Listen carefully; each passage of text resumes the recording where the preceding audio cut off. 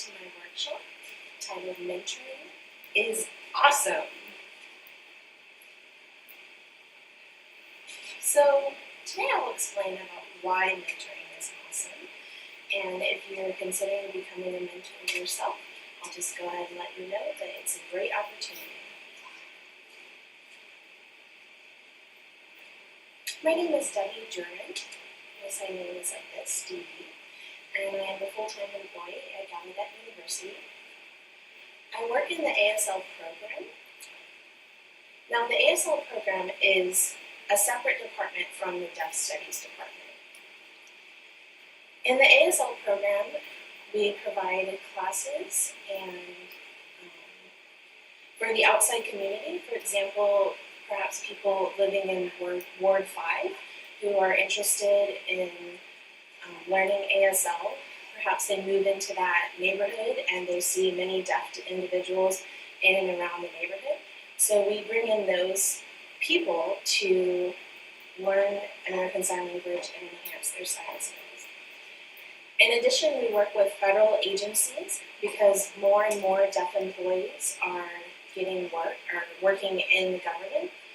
And so what happens is when the number of deaf employees increases, they work and interact with hearing individuals. So we provide training and education for those people who would like to learn sign language to interact with their coworkers. And in addition, we provide courses here for people on campus at Gallaudet.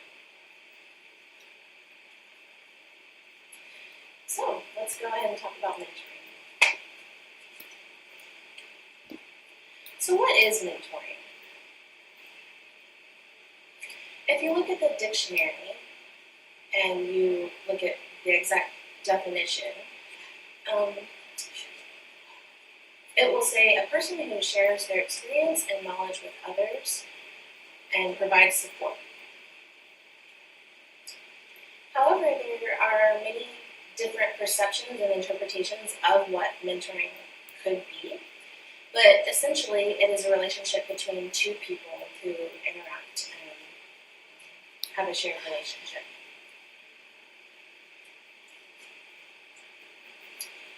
So mentoring can take on different roles. It could be provided by an advisor, a friend, an evaluator, or a teacher. There are actually many other examples of types of roles that mentors can take on, but those are just a few. For example, if an advisor, take a senior student who has an advisor, and they ask the advisor, how do I prepare for college and prepare for college readiness?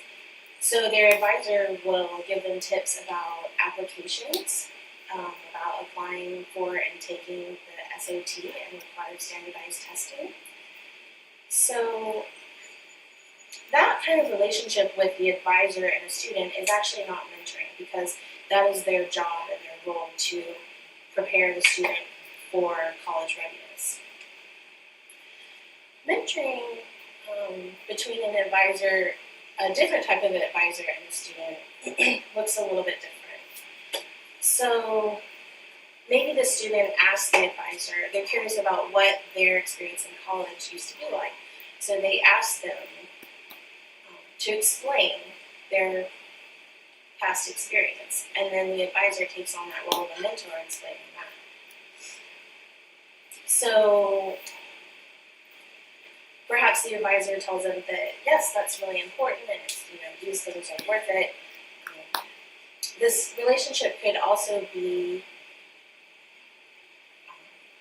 it could be initiated between friends. For example, peers have a relationship, and perhaps someone is going through a divorce, and so a peer or a friend asks, they ask another friend who's been through a divorce, what should I do? Should I seek the counsel of a lawyer first? And so they sit down and chat over coffee, and the friend just gives them advice about their past experience.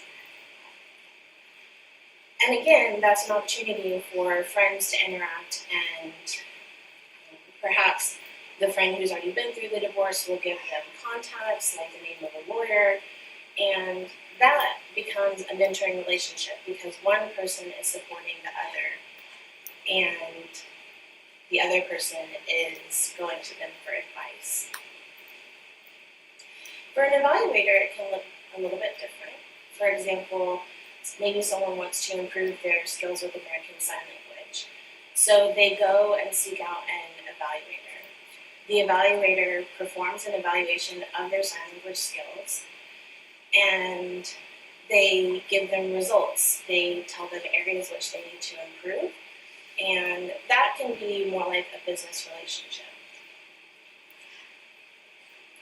Mentoring as an evaluator looks a little bit different. So perhaps, again, someone knows that someone has prior experience as an evaluator.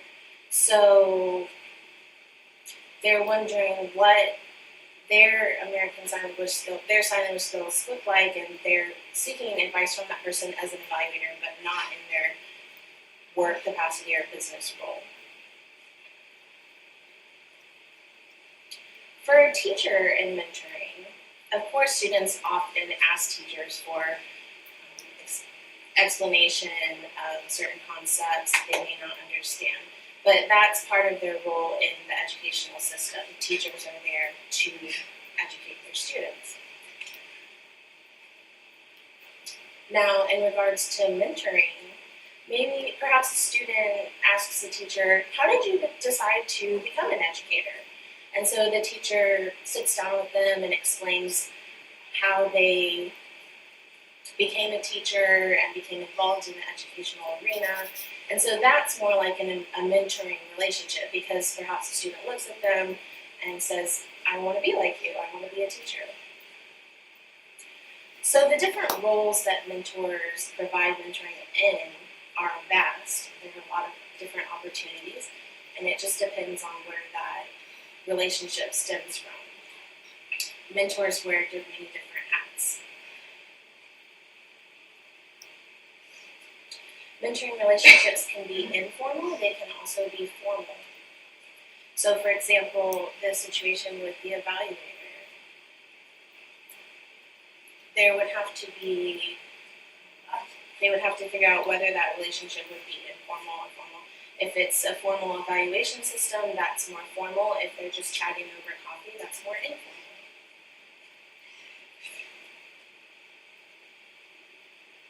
So what is the difference between a mentor and a mentee? The difference is the experience and the knowledge possessed by the mentor. And there are different special skills and considerations that one should take into consideration about about what the mentor has and what the mentee has, and what each brings to the relationship.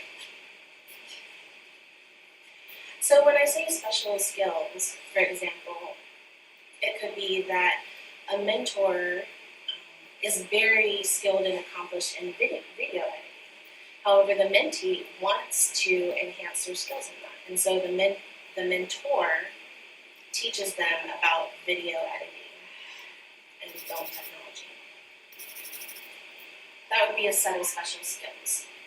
Considerations, I'll talk about that in just a moment.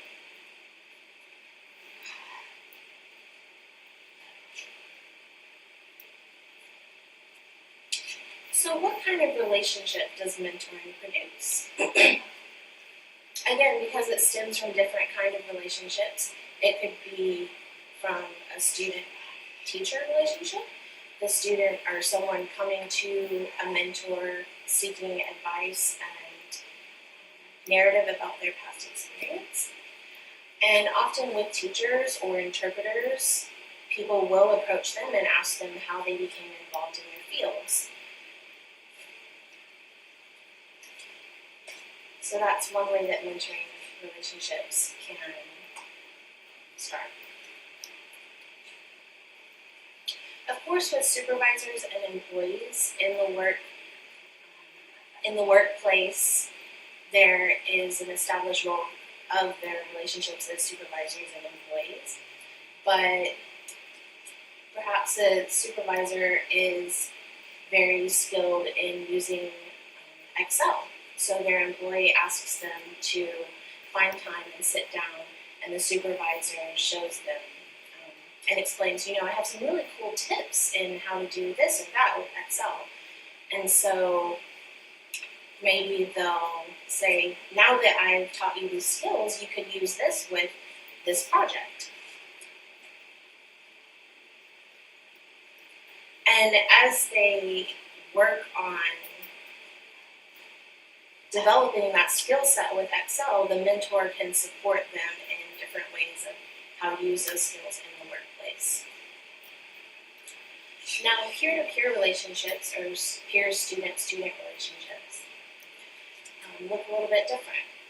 Perhaps maybe a student is a little bit afraid to approach a teacher, so instead they approach one of their peers and ask them, how is best to interact with this teacher? What kind of advice do you have? So their peer can give them advice, and then that might help them feel more confident in approaching a teacher.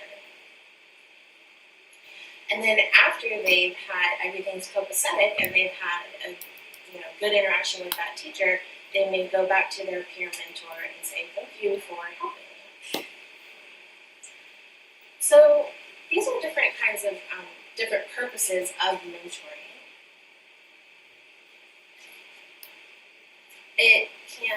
Mentors can offer wisdom to their mentees. Perhaps they can provide a different perspective about a situation, because mentors and mentees bring different perspectives from their past experience. Now, going back to special considerations, there are several to take into consideration. And there are three considerations that I think are very important to know, and that would be cross-gender relationships, cross-cultural relationships, and hierarchy.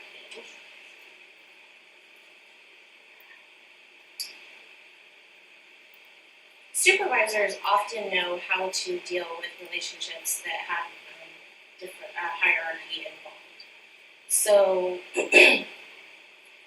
they have to know how to be sensitive to their mentees' needs and make sure that the mentee feels good and that they feel empowered. So that's a very essential skill to have as a mentor. And if you would like to become a mentor, I would say go for it. It's a great opportunity. Mentoring is awesome. And this is my conclusion. Thank you.